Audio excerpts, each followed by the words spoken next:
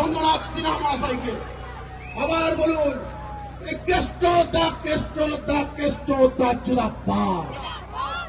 জোরে বলুন, কেষ্ট দা কেষ্ট দা কেষ্ট দা জিন্দাবাদ। এই বলছে বীরভূম দিচ্ছে ডাক, কেষ্ট দা পথ দেখা। জোরে বলুন, কেষ্ট দা পথ দেখা। এবার কেষ্ট দাকে বরণ করে নেওয়া হচ্ছে।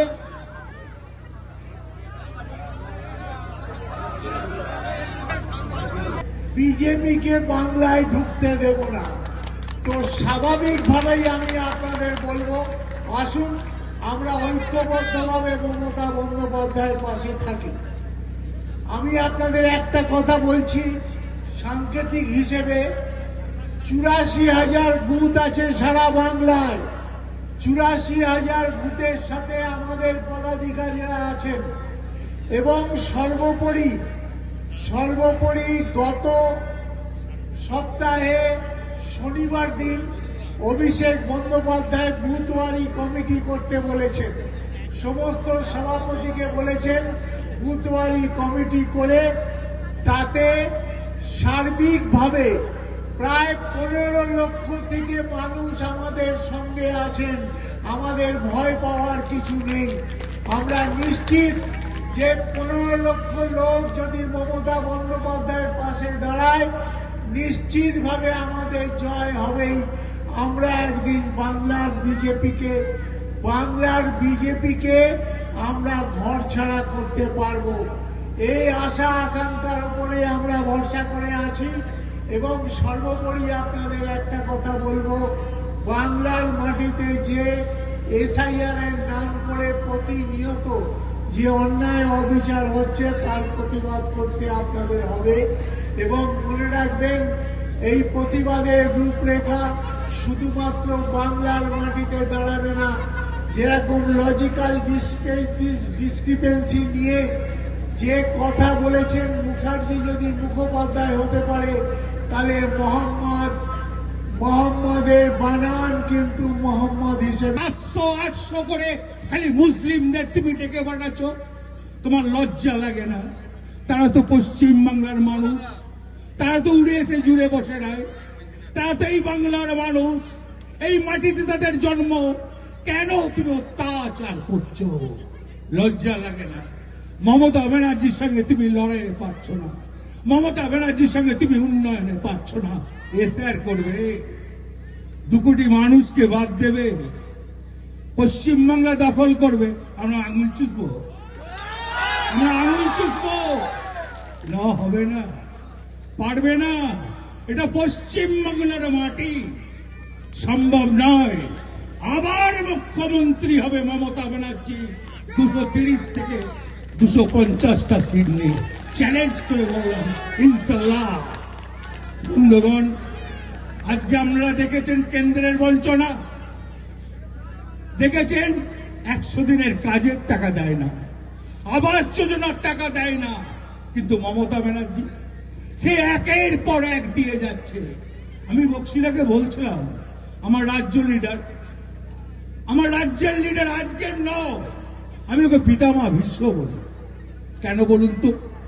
প্রথম দিন থেকে দলটাকে ধরে রেখেছে। জয়প্রকাশ দাসের সঙ্গে কথা হচ্ছিল, শ্রদ্ধা করি আমার এখানকার এমএলএ লীলাপতি, আমার এমপি অসিত মাল, আমার ছাত্র প্রেসিডেন্ট ঋতুপর্ণা, আছে মন্ত্রী চন্দ্রনাথ সিনহা, আছে এখানকার সাহিত্যার চেয়ারম্যান, আছে আমার অঞ্চল প্রেসিডেন্ট, আছে আমার বুথ প্রেসিডেন্ট, আছেন আমার এখানকার ব্লক কমিটি, আছেন আমার ছাত্র যুব মাদার মহিলা, সবাই আছেন। আমি খালি আপনাদেরকে নিয়ে একটা কথা বলতে এসেছি, বেশি দেরি করব না। আপনারা বুথের যারা লোক, আমিও কিন্তু কর্মী। আমি নেতা নয়, আমি এমএলএ হই না, আমি এমপি হই না, আমি সাধারণ আপনার মতন একটা কর্মী। তাই অনুরোধ করে বলবো, 34 বছর কালো দিন দেখেছি, আজ অন্ধকার থেকে আলোতে এসেছি। আমরা যেন ভুল না করি, আবার মমতা ব্যানার্জিকে 4 বারের জন্য মুখ্যমন্ত্রী দেখতে চাই। আমরা অন্ধকার নামিয়ে আনতে চাই না। আজ পশ্চিম বাংলায় মমতা ব্যানার্জি না থাকলে আবার অন্ধকার নেমে আসবে, কালো ছায়া নেমে আসবে। সেটা কি চাই আমরা? চাই না। ভয় পাবেন না, একবারই ভয় পাবেন না। কাকেও বাদ দেওয়ার ক্ষমতা নাই। আমরা আছি, আমরা মরে যাই নাই, আপনাদের সঙ্গে থাকবো, একসঙ্গে লড়াই করব। বামফ্রন্ট দাঁড়িয়েছি, ভয় পাই না। বোঝো মুখার্জিকে চ্যালেঞ্জ করেছিলাম ডিএম এর সামনে যে বামফ্রন্ট দাঁড়িয়ে তবে ছাড়বো, সেই অনুব্রত মণ্ডল মৃত্যুর ভয় পায় না। এখনো বলছি আপনাদের সঙ্গে থাকবো, হাতে হাত মিলিয়ে থাকবো, সব জাতি পাতিকে নিয়ে থাকবো, সবাইকে নিয়ে থাকবো ইনশাল্লাহ। তাই বন্ধু, আসুন আবার মমতা ব্যানার্জির জন্য, অভিষেক ব্যানার্জির জন্য আমরা আবার 4 বারের মুখ্যমন্ত্রী মমতা ব্যানার্জিকে আমরা আবার দেখতে চাই। কেন বলছি জানেন? আজকে শিক্ষার হার কোথায় নিয়ে গেছে, স্বাস্থ্যের কি ছিল, কি করেছে, আজকে ভাবা যায়। কন্যাশ্রী, রূপশ্রী, যুবশ্রী, খাদ্যসাথী কি করে নাই মমতা ব্যানার্জি। একদিক থেকে ইডি, সিবিআই, অন্য দিক থেকে এসআইআর, ইলেকশন কমিশন দিয়ে কেন্দ্রীয় শাসক দল বিজেপি ঘিরে ফেলার চেষ্টা করছে। 50 লক্ষ মানুষ কি আরো বেশি তাদের রাস্তায় নামিয়ে দিয়েছে।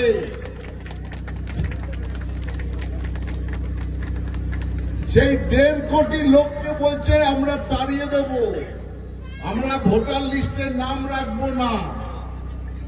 সেকেন্ডারি সিটিজেন মানে দ্বিতীয় শ্রেণীর নাগরিক করে দেব। দ্বিতীয় শ্রেণীর নাগরিক করলে কি হবে বন্ধু? মায়েদের এটা ভালো করে শুনে নেওয়া দরকার যে ভবিষ্যতে কোন সামাজিক প্রকল্পের টাকা পাবেন না। দ্বিতীয় শ্রেণীর নাগরিক হয়ে গেলে প্রথম কথা তারা ব্যাংক অ্যাকাউন্ট খুলতে পারবেন না, তারা রেশন কার্ড পাবেন না, কোন সামাজিক সুরক্ষা পাবেন না। এবং বিজেপি বলছে যে এদের জন্য রাষ্ট্র কিছু করবে না, করতে পারে একটাই, ডিটেনশন ক্যাম্পে পাঠিয়ে দিতে পারে। তাই জন্য এদের ষড়যন্ত্র চলছে যত বেশি নাম বাদ দেওয়া যায়। কিন্তু সেখানে মমতা বন্দ্যোপাধ্যায় বলেছেন, আপনারা জানেন, যে একজনের নামও আমি বাদ দিতে দেব না। যদি বাদ যায় সেটা যাবে আমার মৃতদেহের ওপরে, প্রয়োজন হলে দেব 1 নদী রক্ত, কিন্তু কখনো হার মানব না। আর বিশেষ করে যেখানে কথা বলছি সেই বীরভূমের মাটি, দুর্জয় ঘাটি। বীরভূমের মাথার ওপরে আছেন কেষ্টদা, কেষ্ট মণ্ডল, অনুব্রত মণ্ডল। তিনি বলেছেন এখানে প্রত্যেকটা বুথে বুথে দুর্গ গড়ে আমাদের কর্মীরা লড়াই করবে এবং কোন বুথ আমরা হাতছাড়া হতে দেব না। তাই জন্য বন্ধু, সামনের দিনের যে লড়াই, এই লড়াই কঠিন লড়াই, এই লড়াই জিততে হবে। মমতা বন্দ্যোপাধ্যায় সেদিন বলেছেন এ লড়াই জিততে হবে। এ লড়াই নতুন বাংলা গড়ার লড়াই, এ লড়াই জিততে হবে। এ লড়াই দিদির লড়াই, ভাইয়ের লড়াই, মায়ের লড়াই, এ লড়াই জিততে হবে। এ লড়াই বিজেপিকে তাড়ানোর লড়াই, এ লড়াই জিততে হবে। এ লড়াই বীরভূমকে নতুন করে মমতাদি যে করবেন, যে বলেছেন, আপনারা জানেন দেউপা পাঁচামিতে কি পরিমাণ কর্মকাণ্ড চলছে। তাই এ লড়াই বীরভূমকে নতুন করে গড়ার লড়াই, এ লড়াই জিততে হবে। এ লড়াই ভাইয়ের লড়াই, মায়ের লড়াই, এ লড়াই দিদির লড়াই, এ লড়াই সোনার বাংলা নতুন করে গড়ার লড়াই, এ লড়াই জিততে হবে। আপনারা সবাই ভালো থাকবেন এবং সামনের দিনে নির্বাচন পর্যন্ত যারা